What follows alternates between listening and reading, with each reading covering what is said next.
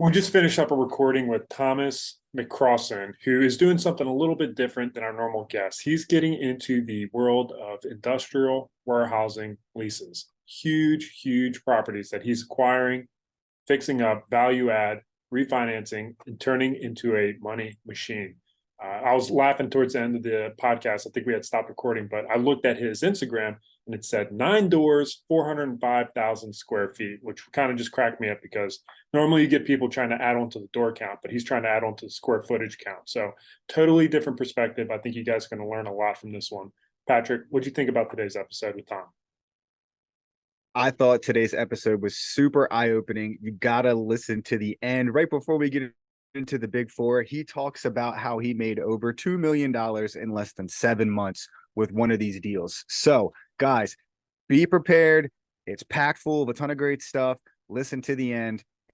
And here it is. How's it going, everybody? And welcome back to the Real FI podcast. I'm your host, Patrick McGrath, with my co-host, James Ripion. How's it going today, James? Going well today, Patrick, but I wanted to correct you on something. I think you mispronounced my last name. It's Mick Ripion because we're here with Patrick McGrath and Thomas McCrossin, who's going to be talking about some of the great things that he's getting into with real estate. And so I just want to fit in. So we can call me Mick Ripion today. So, Thomas, without any further ado, why don't you introduce yourself and tell our listeners a little bit about what you got going on? Yeah, thanks for having me on today, guys. Really excited to be partaking in your podcast. My name is Tom McCrossin. I'm an industrial real estate investor, and my wife and I run our management company and started a capital raising company late last year. So located in Milwaukee, Wisconsin, and started buying industrial real estate, went from duplexes to warehouses, and I think I found my place, which is dealing with business tenants and helping with their spatial needs. So we operate a portfolio of roughly around 425,000 square feet, and I've been involved starting residential and kind of worked my way up. Wow, Kinda, I'm super pumped to talk to you about all this. I mean, I'm very interested in industrial real estate to begin with because I feel like it's an underappreciated aspect of the real estate market currently.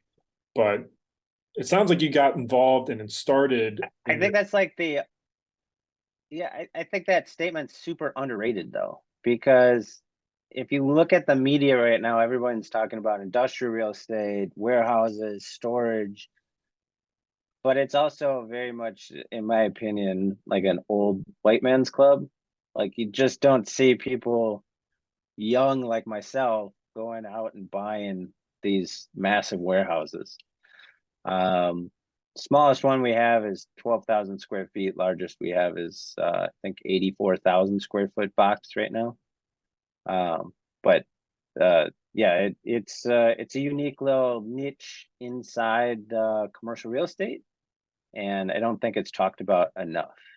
That's the whole point. Is it is kind of like, when you drive by one of these big warehouses and industrial parks, you think it is kind of like the old guy that's been investing in these forever, and it's like, how do I get into that?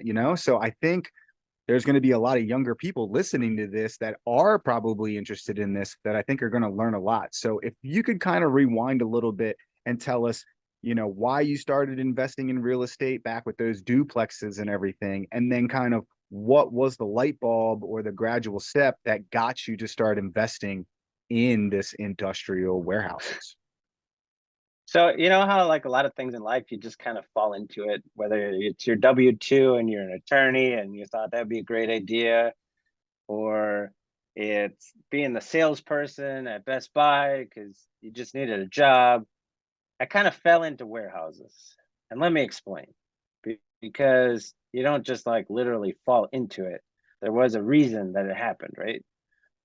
So I got married in 2010. My wife said, "Hey, let's buy a house." I said, "Let's buy a duplex." And we went round and round. So we bought our first duplex, and 2 years later, I came home on a Friday and she says, "Hey, look at this one down the street. It's $45,000. I said, "What? We have that in the bank."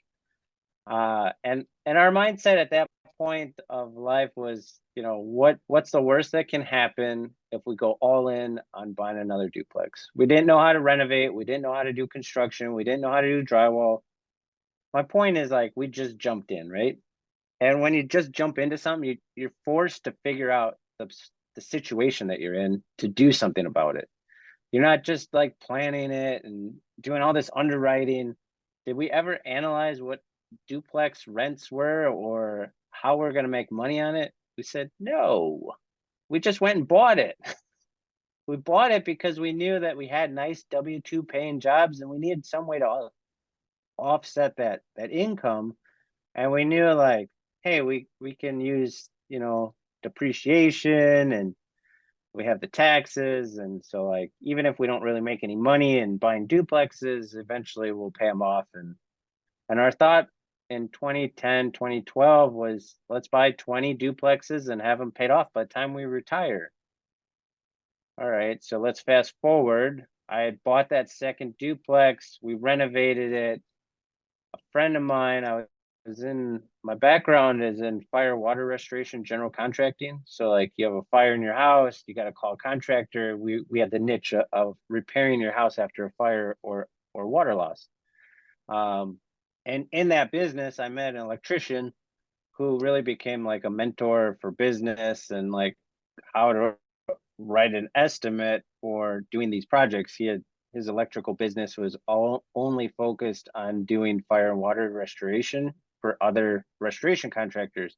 So he had 10 or 15 years of experience, where I came into the business and really knew nothing. My wife and I renovated that duplex, and I became a project manager in this restoration world.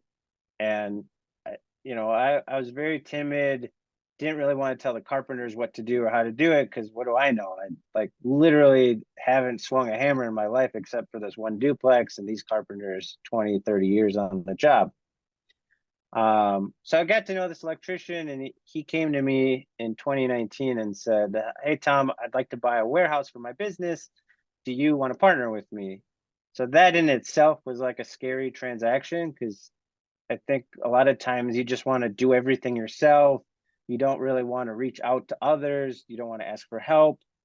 So it was convincing my wife that we should partner with this guy. His name is Dan. I said, hey, Dan really wants us to come in and be a 50-50 partner on this $1.2 million warehouse building.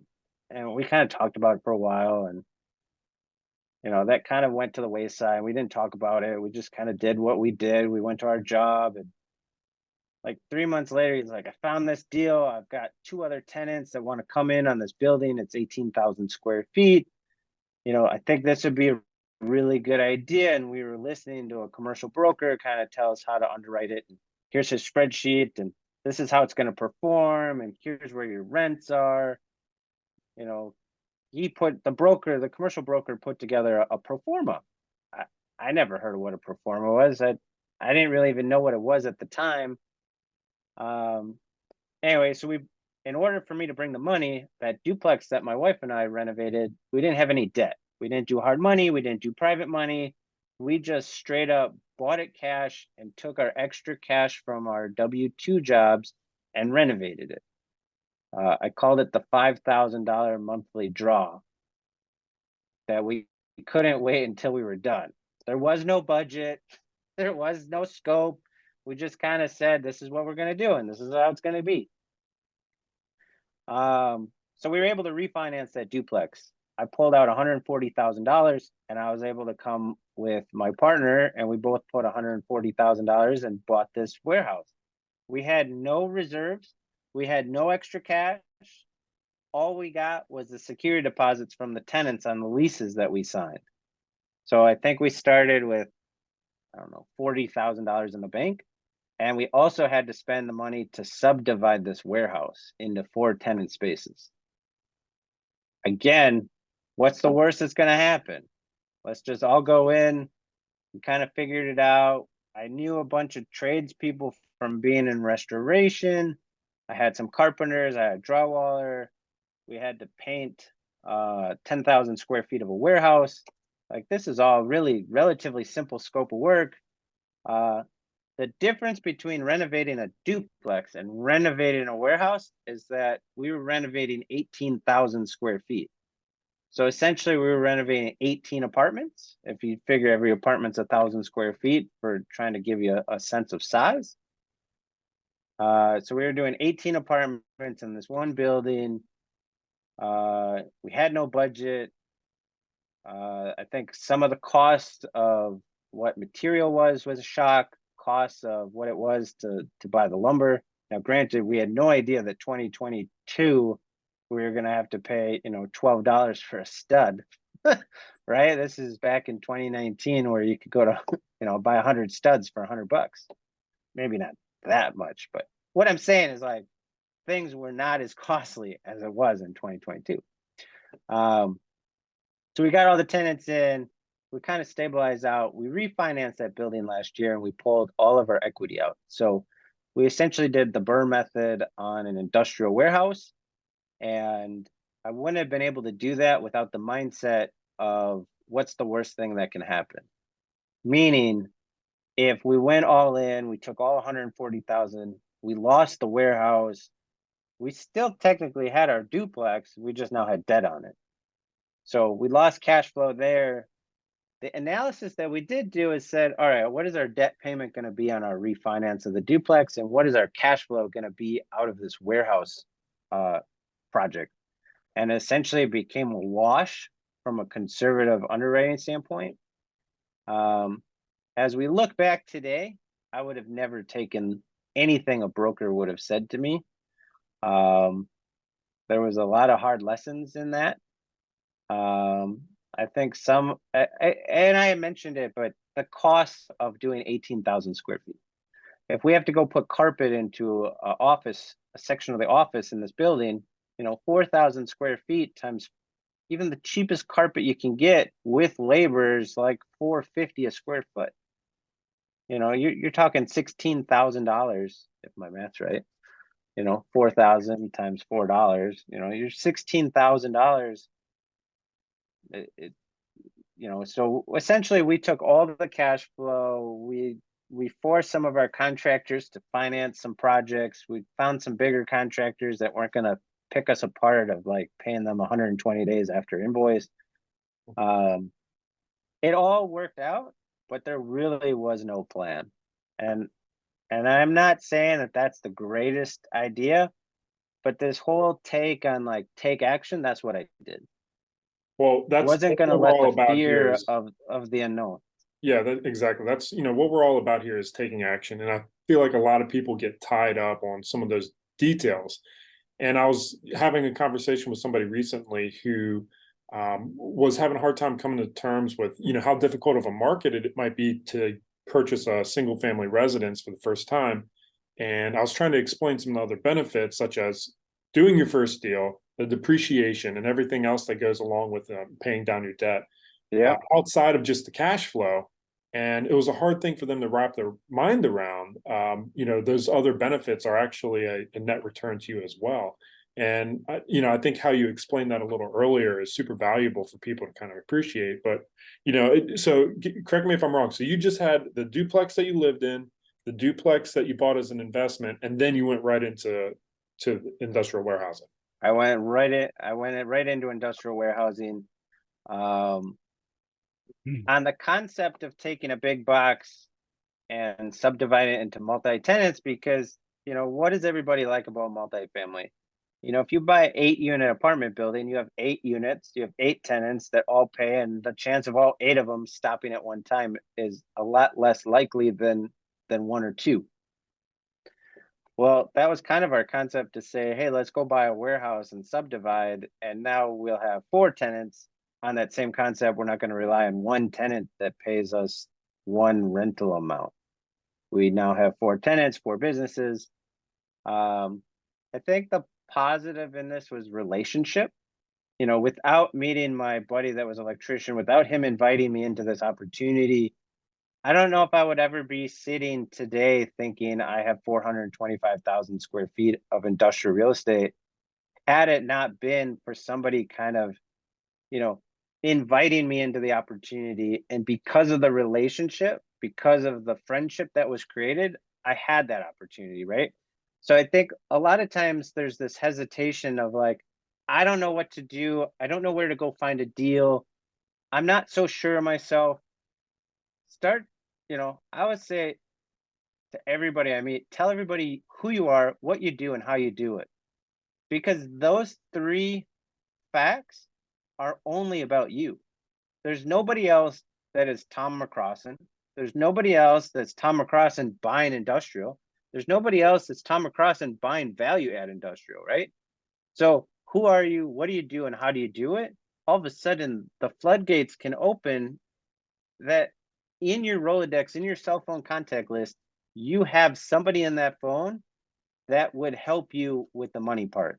That's an objection, right? I don't have the money, don't know how to go get it financed. I guarantee you somebody in your phone list can help you. You just have to ask the question. Then the next part is finding the opportunity. Had I not been invited in, I may not have had the opportunity for future opportunities. I think the biggest the biggest cheat, one of your questions, what is the biggest cheat code that I realized is what private money was. If you can find that family member, that friend, that opportunity that they can fund your deal 100%, so you eliminated the need to come with money to the table because you're bringing the value of knowing how to run the deal, you can immediately start turning opportunities. Exactly. Finding that money source can open the floodgates for opportunity, but you have to change the mindset to, I'll take my mindset. I'm not asking anybody to follow this. What's the worst thing that can happen? You fall flat on your face and you're at ground zero where you started? Or have you learned something along the way that you can never lose, right? I learned how to operate a deal. I learned how to deal with tenants. I've learned how to renovate. Even if the whole world shuts down in 2008, repeat of 2008, you can't take away what you've learned through the process. Whether that's 2 years of experience, 3 years, 5 years, 10 years, or 15, you can't take away the knowledge that you learned. I think that's why a lot of people go to college. They think they're going to learn all of this great insight to how to be a business person or how to do marketing or how to be a lawyer. But at the end of the day, you don't learn the real skills of what you're doing until you're on the job. Well, Exactly. Yeah, go ahead. Yeah, Tom, and I was going to say, Tom, speaking about learning like on the move, let's go back to that first deal because I'm super curious to know, kind of like when you bought this place for $1.2 million, what was the plan? How did you come to the decision to subdivide this into 4 warehouse tenant units? And then walk us through the numbers with, we'll talk about why you did 4 units and then your acquisition was 1.2 million. What did you put into it? What were the rents? And how much did you refinance out? Oh boy. All right. So we bought for 1.2 million. We did 20% down. So is that 300,000? 340? Roughly. Like 220, 225. 240 would be 20% plus your closing costs. We were able to collect security deposits from the rental. So my partner in that, he knew his business. He knew the other 3 business owners that all wanted to come into this space. So because we have a key tenant, they're a national credit tenant. And they operate in 12,000 of the 18,000 square feet. So the way we divided it really was based on, we knew what their budget was. So they were in a different space, smaller square footage, and they were paying $9,000 a month on just base rent. The other thing that I've learned in industrial is that there's this term called triple net lease, which is new to a lot of multifamily investors. Triple net leases are, I charge base rent and any expense to operate the real estate is charged to the tenant. So I don't pay for snow. I don't pay for grass. I don't pay for roof repairs. I don't pay for parking lot repairs. I don't pay for anything, taxes, insurance, and property management. All gets paid by the tenant. So if those expenses go up, the tenant's expense goes up. If those expenses go down, the tenant gets the savings from those expenses going down. So there's a major difference between a gross lease and a triple net, and that was a learning experience in itself. Hard lesson in this first deal is that we signed a 5-year lease with 2 5-year extensions, and there is no rent escalator in the lease. Yeah. So that is a hard lesson, because we essentially get paid the same. If the tenant stays beyond the first 5-year lease, they're going to be in the building for 10 years at a max of 15 years with no escalation in their lease rate. What happens to us landlords? We have capital improvement budgets that continuously go up. The cost for a roof is double what it was in 2019. The cost for parking lot continues to go up. So on a triple net lease, you still have costs as a landlord. It's just a massive amount. It's parking lot. It's replacing the HVAC. It's replacing the siding. Yeah, the all the siding. lights. Mhm. The big capital expenditures. And again, it goes back to the bigger the building, the bigger that costs. It's just a matter of volume that dictates that. So we put 240,000. Let's just go back to the deal, right? Get off on these tangents because I just get so excited. So we really separated the building based on what these tenants wanted. So the big key tenant, he kind of dictated how much of the building does he want, where does he want to get it separated, and so we agreed to that. If I were to do it again, I probably would have figured out what those budget items cost and try to get it billed back to the tenant. I would have been able to, and the other big key here is, like, even if you're negotiating the lease in commercial real estate, those leases are customizable. I may have a tenant, I may have a template as the landlord, but the tenant gets to dictate through their attorney and negotiations of what items we're going to remove or add to the lease. There could probably be 1,000 to 3,000 variations on what a commercial lease looks like. And that's something that I think a lot of landlords, either you like that aspect of it or you don't, because a lease in commercial real estate can add a ton of value to the real estate. Like this warehouse behind me, their lease has any cost over $10,000 gets paid for by the landlord, and we amortize it back to the tenant over the term of the lease. Where in That's other super- scenarios, if I have a $10,000 cost, it may not be charged back to the tenant. The tenant may be responsible for maintenance items per instant up to $10,000, and anything over 10 grand becomes the landlord. So there's variables that come into play of how to create value in commercial leases. Understandable. So you got this building for 1.2 million. You have this tenant that's taking up 12,000 of the 18,000 square feet. Or were they paying them? So they were already coming on board at the 9,000 a month, and then you had the 3 other spaces. So what was that total rents that you were getting from day one? Essentially was an 8 cap. I mean, if we're going to talk general, I don't recall the numbers off the top of my head, but let's call it an 8 cap on the 1.2 million. So Okay. to grab that, you take your 1.2 million times 0.08 times 0.08. That gave us a $96,000 net operating income, your NOI. With no expenses. With no expenses. So expenses are charged back to the tenants on top of that.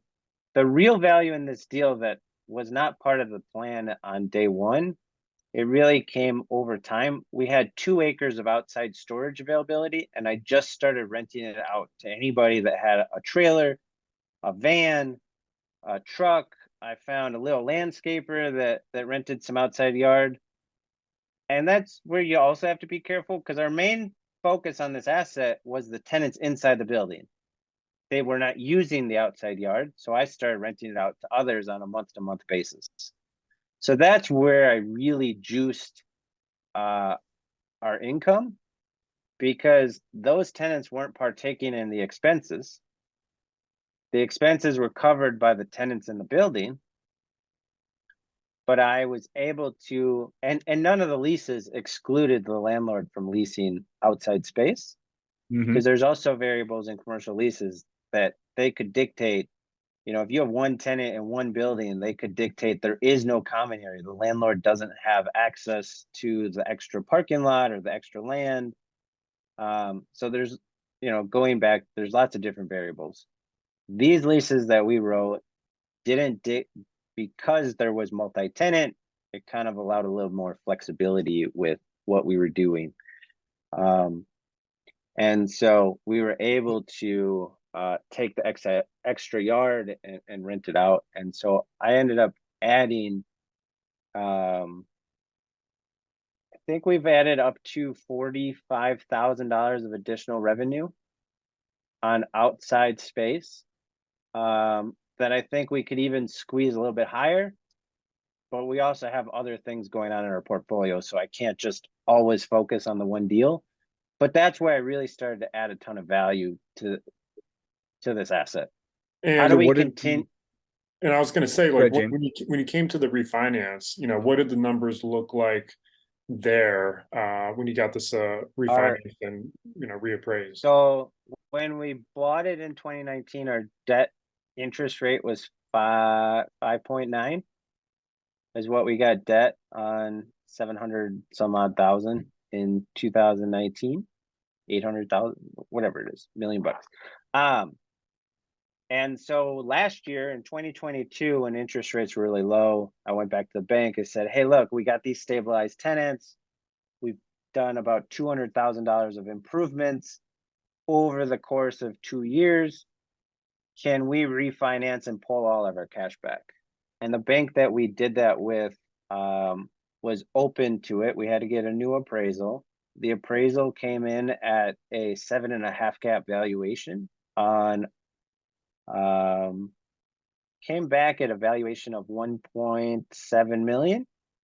So in 3 years, we had a $500,000 increase in value, which I think at the time, my partner and I were very comfortable with what that appraisal came out. I think if we were selling the building in 2022, we probably could have sold it for 2 million, but we were in a very low purchase base. Our cash flow was super high. Today, with interest rates being higher, I'd be comfortable to sell this deal for a 10 cap, which I think last analysis we're at an NOI of $185,000 a year, which my partner and I, we both essentially take away $50,000 a year in cash flow after receiving $450,000 last year. Wow. So when we refinanced it a year ago, we pulled out $450,000 of cash, and we put ourselves in a lower debt to value, loan to value.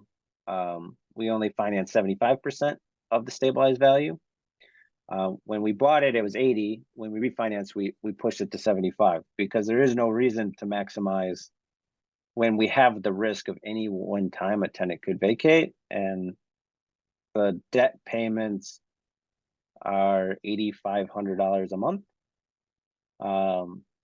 And so we just conservatively wanted to ensure we weren't going to put ourselves in a bad spot. Makes a lot of sense. Makes a lot of sense. Did you guys, so with the 450 that you guys got back, is that what you used to reinvest, or during this time you were also acquiring, you know, other properties? I was also acquiring other properties with some other different money partners. So the money I have tied up in this deal, my partner and I were very adamant to refinance, bring our cash, and go buy another deal. And anything that I was finding, I really wasn't interested to put. I also sold a different deal, and I was in the middle of a 1031 exchange for a lot of 2022. So I didn't have the time to find us a deal to put our $450,000 of cash. So essentially we put it in a money market account with our bank and have kind of just let it grow at 4.5%, which I'm sure someone could say, wow, you could have done a lot better if you had put it in the stock market. I'm a real estate investor. I don't buy stock. I buy buildings. And you know, there is a comfort level of knowing you have this cash. I mean, we've built a portfolio up to $35 million in the last 3 years. And at any point, there could be a tenant that decides to go default. And our mortgage payments are not, you know, $1,200. I think our largest mortgage payment's $27,000 a month. And with that building, the tenant's paying $47,000 or $49,000 a month. So it's not like we don't have big rent checks. We also, you know, big risk, big reward. The larger the building, the larger the debt. The larger the debt, the better. You theoretically want to say the bigger the debt, the stronger the tenant. But at any point, a business could, you know, they don't rent because they don't want that. They want that flexibility, right? Like at any point, they could say, "Yeah, we're going to stop payments for the next 6 months until we can repivot and refocus our business." And then us as a landlord are sitting there going, "Well, that doesn't stop my mortgage responsibility." So So, talking about that huge uh, mortgage payment, you know, I'm kind of curious because I feel like you're purchasing some large assets here. So for that property in particular, the one where you're carrying the $27,000 mortgage per month, and then you've got the $47,000 per month in income from coming from that tenant. Like, let's talk about that deal. Like, what did you buy that for? What does that building look like? What kind of tenant do you have in there? Kind of curious. all right, I think that's the build. That's probably the building behind me. The building behind me is 55,000 square feet and some change. We bought it for $98 a square foot in 2022. Earlier that year, I bought a building that was 42,000 square feet, and it had a tenant with a lease in place that if the landlord bought them a building, they would be able to move out of the 42,000 square feet into a bigger facility. And when we analyzed and looked at the 42,000 square feet, we figured they were under market rate rent by anywhere from 50 cents to 75 cents a square foot. So if we were able to move them out of the building, we would be able to put a new tenant in the building at a higher lease value. And we look at things, how quickly can we increase net operating income? Because the sooner we can do that, the more valuable our buildings become. So on that 42,000 square foot building, even though there's a cost to go buy another building, we were able to create a averaged out at like a 9% cash on cash return over a 15-year period. So even in that transaction, I learned a lot. I learned the word no. We come from a very focused customer service mindset where we want to appease the tenant all the time. But near the end of those negotiations, they were just asking for things to see if we would say yes, in fear that we were going to lose the opportunity of what we were working towards. So I'm sure So they our would, listeners kind of, you know, they come at this from the residential side of things for the most part. And whenever it comes to signing a lease, it's pretty much send it over via DocuSign, get it signed, it comes back, and now you're a tenant. What to do? It yeah, takes like 10 minutes. These tenants don't even read these leases until they see like security deposit, you rental, know, and maybe they check the dates. I would be willing to bet that some commercial tenants don't read the lease either. I'm sure I There would are, I would tend to agree with you, but for those that do, why don't you talk to our listeners about a little bit about like what that process is like? Because for those who don't know, normally there are attorneys involved, and there's a lot of back and forth that occurs. But you know, just so generally speaking, here's, like what does that look like? so our commercial lease, I had my attorney draft a template, basically the same, you know, every state may have a state form for residential leases. It may be a commercial standard lease, but more, typically a commercial lease is not standard. Every landlord has things that protect them from a liability standpoint, whether it's insurance or default or, you know, things we do not want a tenant doing on the property, to how do you pay rent. Or basically our Escalations. standard template, escalations, yes, that is a non-negotiable. You're not going to get a lease that has 0 escalations. I guarantee that is something I will never let happen again. It's a hard lesson, but it is a lesson, right? Like, anyway, so I start with our template. I fill it out, who the tenant is, who we are, where do you pay rent. And over time, that template may change. There are different scenarios from other lease negotiations that I go, hey, I really liked how the tenant wanted that, you know, like this building that I'm sitting in here, they have this can't think of the right words. They have this concept in their lease that if a capital improvement is required and it's over $10,000, whatever that cost is, we amortize back to the tenant over the rest of the term of the lease. So they may not pay us back 100%, but we'll get, as long as they stay in the building, they continue to pay us back for it. So I took that, and that's now part of our standard lease.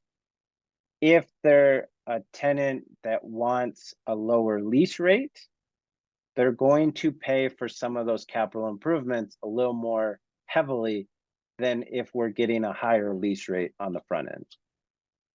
Example being, if let's say we're collecting $100,000 a year from a tenant, and they said to me, you know, Tom, I need a way to save some costs. All right, we can drop that maybe 10 or 15% in year 1, but maybe instead of excluding roof and parking lot from their budget, we're now going to include that. We're going to have the tenant who's using the building. I mean, I don't drive semis on my parking lot. I don't even own a semi, right? But some of these tenants will drive 100, 200, 300 semis a month. A semi or a garbage truck is doing way more damage to that parking lot than any of their employees, because it's just a heavy use of equipment. The other things that are costly is like HVAC equipment, heating, air conditioning units on the roof. You know, they can cost anywhere from $15,000 to $25,000 to replace that mechanical. So those are things that we look for when we're analyzing the deals, like how much of the mechanicals are we going to have to replace in the first year, second year, third year, fifth year? You know, are they newer? Are they older? I think another tip I would share is like, don't go buy. It's really easy to say, I'm going to go buy a 5,000 square foot warehouse, because A, it's a lot less costly than buying 55,000. But what happens is there's not enough cash flow to pay for those capital improvements. So let's say you have a 5,000 square foot warehouse and you're collecting $10 a square foot for easy math. That's $50,000 a year on just straight base rent. Deduct your mortgage payments, which let's say it's, easy math is 10% a year. So you're going to spend, not a mathematician, I'm an investor. But what I'm getting at is like the cash flow on that 5,000 square feet. If you're only collecting 50,000, let's say debt costs you 30,000, you now have $20,000 left over. But let's say there's 4 rooftop units that all need to be replaced in the same year.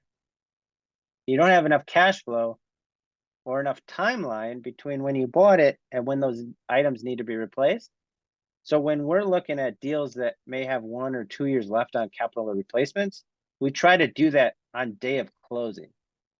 So if we're buying a building for $1 million and it needs a new roof in 3 years, I would rather borrow $1 million plus the roof on day 1, because it's a lot easier to borrow from the bank on day 1 of the deal than it is 3 years down the road. Exactly. That makes a ton of sense. I think that's huge. Also, because, you know, then you're only coming up with the extra 20% instead of the whole 100. So I think that makes a ton of sense.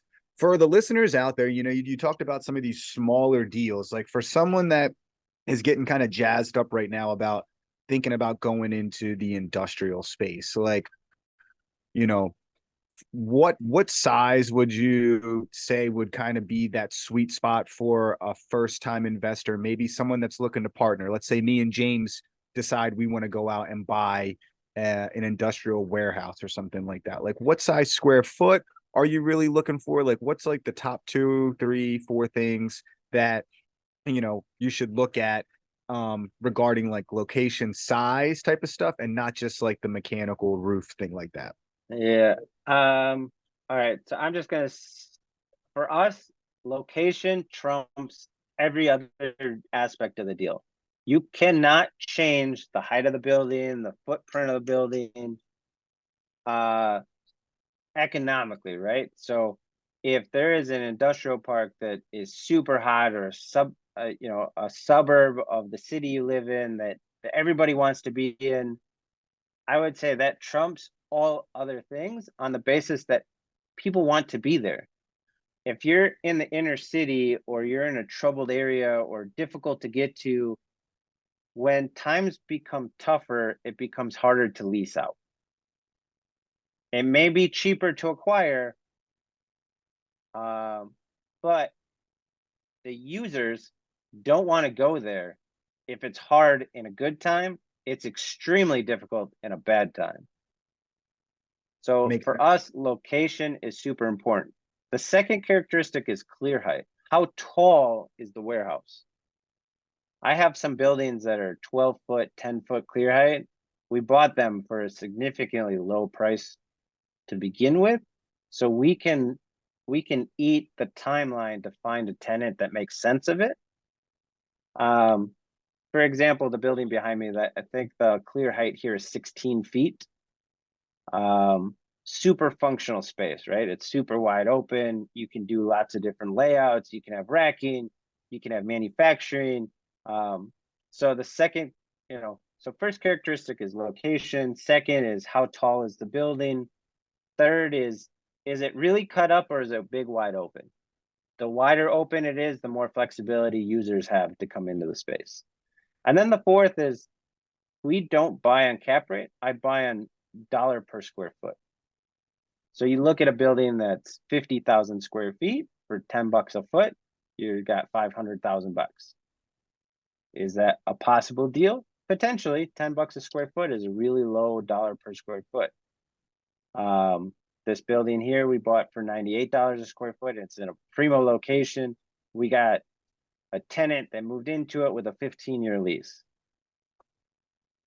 During the pandemic, there were industrial landlords that wanted short-term leases. They wanted 3-year, they wanted 2-year.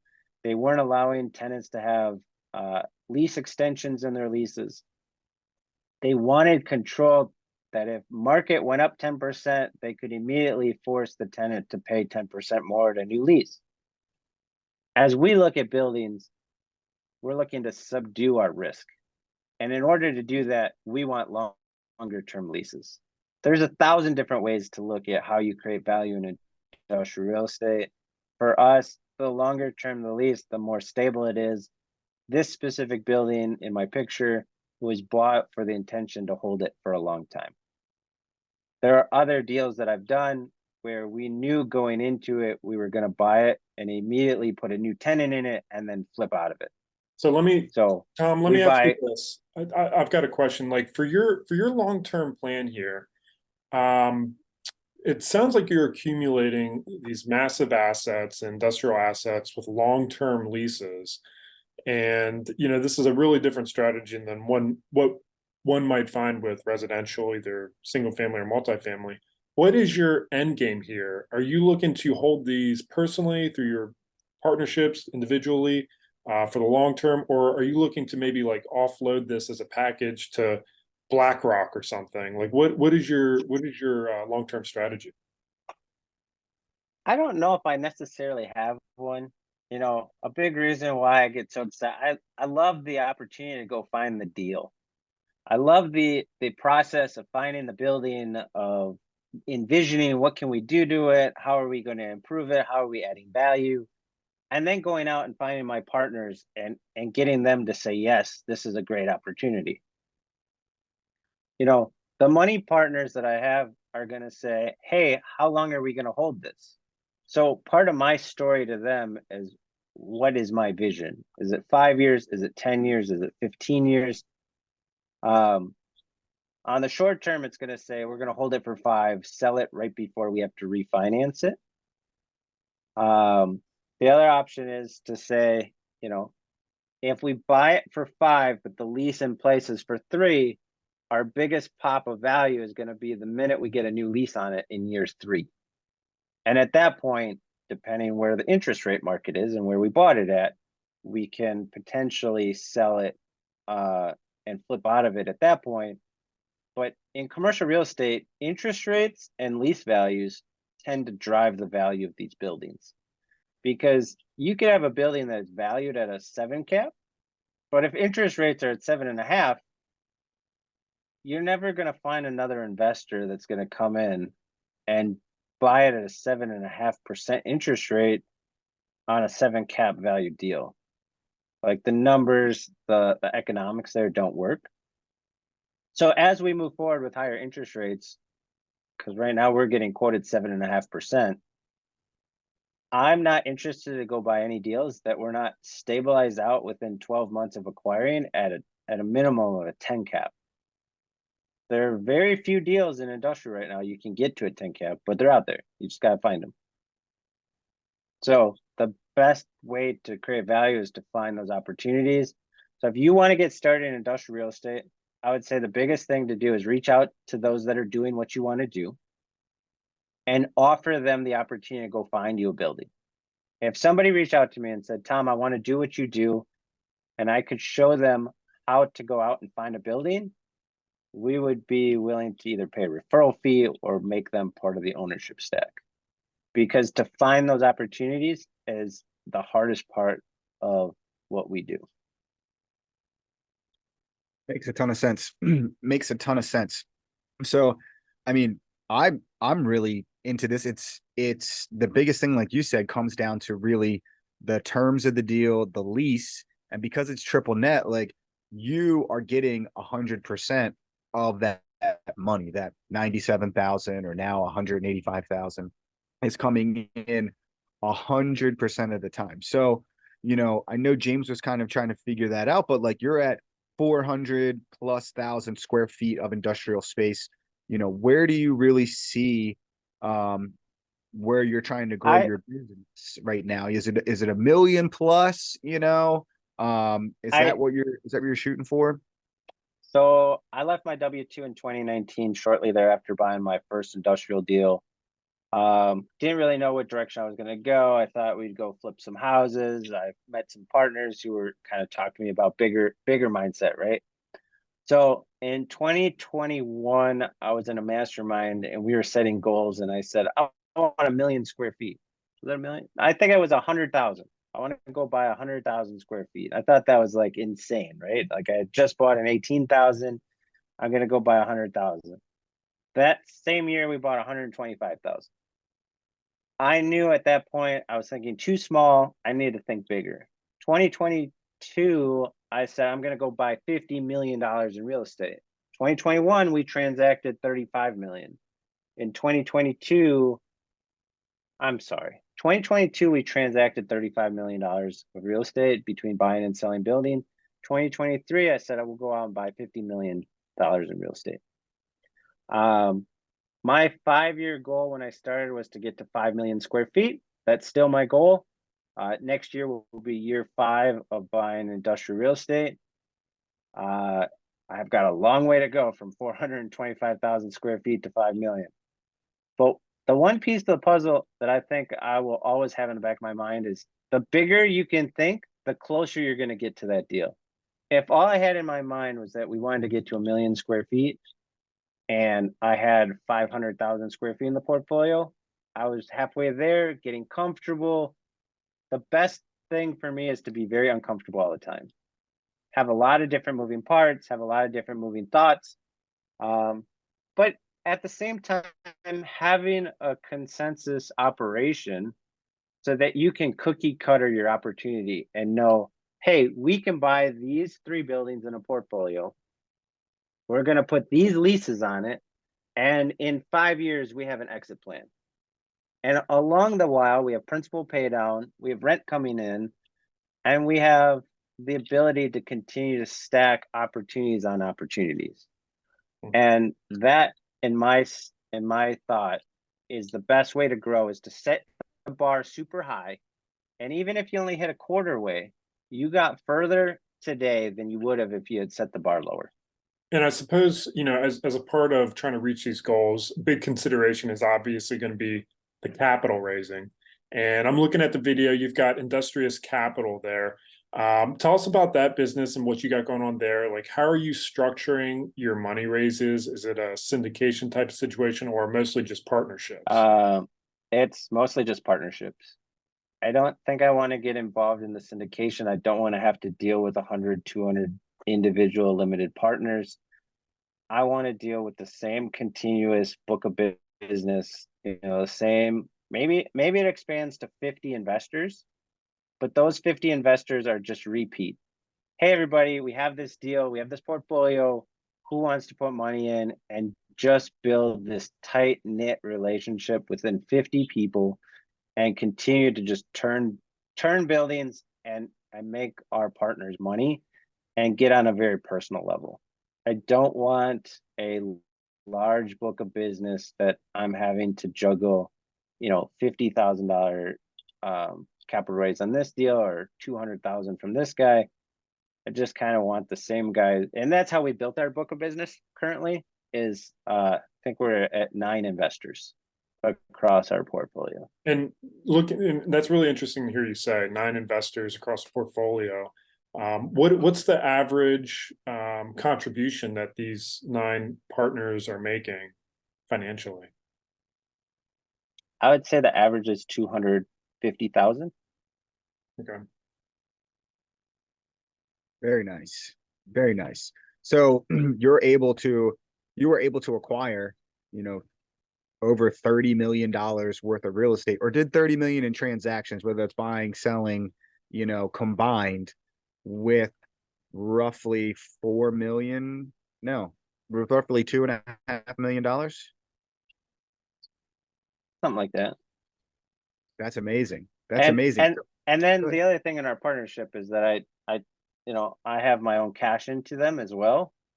So in the early stages, I was able to negotiate that I get paid out a 2.5% acquisition fee that I rolled into my equity position. So I knew for every building that I bought, I would have no less than 10% ownership. Which there's 1,000 different ways to structure those deals as well. I think I'll lead off at the end here to talk about my biggest win, which we bought 100,000 square foot in 2022 for 4.1 million, and 7 months later we sold it for 6.3 million. Oh wow. And it really just came back to, we did some capital improvements to help stabilize out risk for the next investor. And the biggest win was getting a new lease with a tenant. And that lease value is what skyrocketed our position of the value. So, and what you're indicating here just might be a good sign for our listeners that there could be some opportunity for our listeners to pursue something in this industry with the industrial warehousing, because, you might find a lot of mom and pop owners of these mid-sized, small industrial warehousings that have been operating on long-term leases. And, that's an immense value add opportunity because everything's valued on the NOI based on the cap rate, to get a new tenant in place, increase those rents, and then really flip these buildings in that manner. It's not something that you hear people talking about periodically. A lot of times multifamily buildings, it's, grinding out 140 leases to get that $100, $200 rent bump. Right. Whereas here, it might just be one negotiation, one painful tenant negotiation with 2 lawyers duking it out. But, when you're making millions of dollars on the backside. I fully appreciate my attorney. I utilize Hush Blackwell, Adam Finkel, and I don't think I could do what I do without him on our team. because he really looks out for my best interest. I may give him a concept and say, hey, this is what we're going to do. And he'll grill me on like 500 questions of why it's a bad idea. And, I'm the one taking the risk. I'm the one coming up with the concept, and he's the one crushing my hopes and dreams. But at the end of the day, he's doing what your attorney should do, and that is to protect the client and look at things. I always say you could have an in-house attorney, but they're not going to be exposed to as many things as an attorney at a firm, right? Because he may have 100 different clients doing 500 different transactions or scenarios a year, where I may only buy 10 deals a year, or 5 deals a year, or do 4 leases a year. My transaction volume is a lot lower than his, and he really would, you can really benefit from an attorney that has high volume. They may be difficult, they may be expensive, but at the end of the day, the risk of liability, the risk of a tenant defaulting is much greater in dollars than what you pay your attorney. And so I've said it before and I'll say it again, there's 3 people that you should have on your team: your attorney, a good commercial broker, your insurance agent, and your partners. Really all come together, and this business is not this is a team business, because without my partners, without the attorney, without insurance, any one of those pieces could be missed, and the ramifications of those details being missed is much, much greater than whatever you may have spent on that service. Man, Tom, I think that was some absolute solid advice right there as we get to the end. I think this is a perfect transition into our next segment of the show that we call the Big Four. James, take it away, sir. All right, Tom, tell our listeners something that you do or have done that is a financial independence hack or a cheat code that really helps you propel your wealth forward. I think it was finding what a private money lender was, not a company, like an individual wealthy person willing to use a self-directed IRA to fund some of my residential projects early on. It eliminated the concern that I didn't have any money up front. I didn't have to pay any monthly payments. He knew he was getting the collateral of the asset, and he would be paid out his interest and principal at sale of transaction or refinance. Fantastic. Solid. All right, number 2, we call this one resources. So are there any particular books, podcasts, or people that have really, shaped your investing strategies, your mindset strategies that maybe our listeners haven't heard of before? I laugh as you ask the question because I'm a self-taught individual. I'm sure I could have saved myself a lot of headaches and stress had I read some articles or some books. But resources that I used was connecting with other investors on Instagram. Spent many hours talking to others, watching what others were doing, and then podcasts. I don't specifically have one outside of the Real FI podcast. Here we are. So I'll give you guys that. I think when I started, it really was, the only podcast I knew of when I started in buying real estate, which analyzing deals, was 2020. Prior to that, there was no analysis, there was no thought, there was just the mindset of like, let's go buy some real estate, it'll work out. Today, everything gets written through an underwriting spreadsheet we've created, and it is run through the ringer of stresses. What happens if it's 50% vacant? What happens if debt goes up 2 points? Never in a million years did I think debt would double in 12 months. We knew that at some point we would see debt rise, but I don't think anybody forecasted from an active investor side that we would see rates jump as high as they have. So for me, it was talking to others was my biggest resource. It goes back to my concept: tell anybody and everybody who you are, what you do, and how you do it, because those stories and those relationships can be invaluable in the sense that there is no monetary amount that you could pay for those relationships, because true relationships are created organically and not paid. Solid advice. James, number 3, sir. All right, Tom, for this one, it's your future you. I want you to envision a life either personally or in business 5 years from now. Tell us what things are looking like. I want to have a team of employees managing New Lane Management that look at the vision as closely as I do, which is providing great partnerships for our tenants, for being able to be the tool that they never knew they needed for space, and being able to travel with my wife on our yacht. Now that sounds awesome right there. I love that one. Well, Tom, I have to ask, have you bought the yacht yet, or is this to be purchased within the next No, maybe 3 or It's 4 years? it's a to be purchased. One of the focuses that we have is creating better systems so we have a continuous income stream. We are truly a value add equity player investment group. So cash flow is important, but it is not the be all by all strategy. Our biggest return is how do we force values through equity, and how do we take the equity and push it forward into the next opportunity. Fantastic. So our challenge is creating continuous income that doesn't fluctuate. Fantastic. All right, Tom, for those that aren't watching on YouTube or seeing this video, where's the best place for our listeners to reach out to you if they've got questions regarding industrial real estate? If they've driven past a building somewhere in their town that, might be the perfect thing to get in on a deal with you, where can they reach out and touch base with you? They can reach me on Instagram at Tom McCrossin. And I've just recently started to be a little more active on LinkedIn. So you can find me on LinkedIn as well.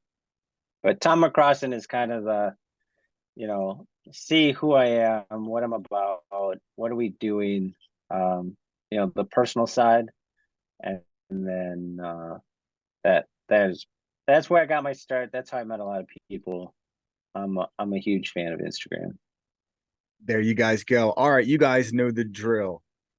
If you're a little more motivated, if you're a little more inspired, if you've got a little bit more knowledge than 45 minutes to an hour ago, please do something and leave us a review. James and I are over here hustling every week trying to bring you guys great content, and all we ask is that you type us up a little something on there, good or bad. Help us with the algorithm, and we really, really appreciate that. So TheRealFi.com, Apple, Spotify, YouTube. Have you subscribed yet? Like this video, drop a comment down below. And with that, we'll catch you guys next time. Thanks so much. Peace.